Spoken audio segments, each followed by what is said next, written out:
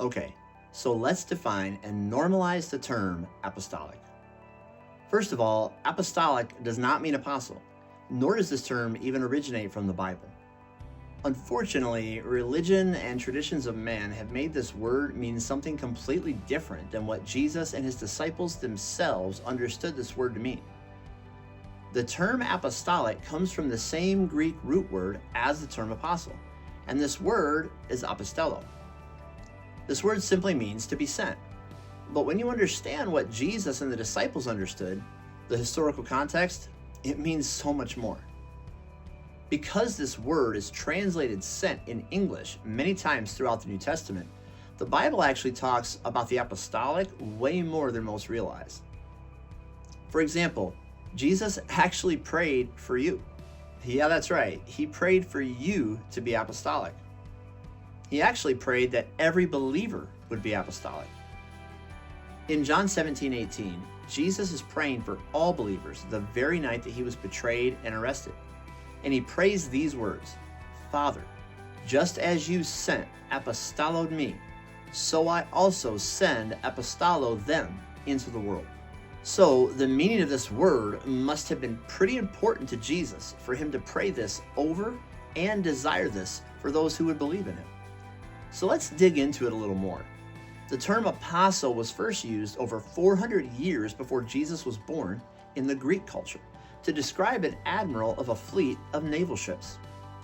These admirals, these apostles, were specifically sent with the authority of the king and an apostolic team with multiple ships to establish a new colony or settlement of Greece in a new land. Once they arrived in this new land, they would begin to reproduce the culture of Greece. Along with their apostolic team, their construction workers, their teachers, doctors, religious leaders, everyone that was needed to build a settlement just like Greece and reproduce the culture of Greece. Their actual goal was to make everything feel so much like Greece that when the king came to visit, he felt like he was home. So you could say that the Greek apostle was a cultural engineer or a cultural architect. Now, when the Romans conquered Greece, they borrowed this concept for their military. So at the exact same time that Jesus decided to give his disciples this same job description, there were Roman apostles right down the road in Jerusalem who were trying to recreate the culture of Rome in Jerusalem.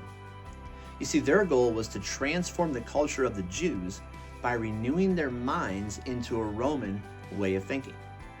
So when Jesus told his disciples that they were now his apostles, they already knew what this meant.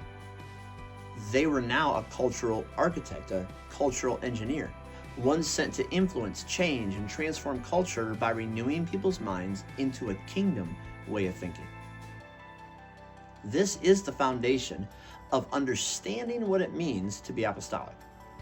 This was the historical context of what this term meant in the time of Jesus. And so this is exactly how we will define this term today. So let's reread what Jesus said in John 17 with this understanding.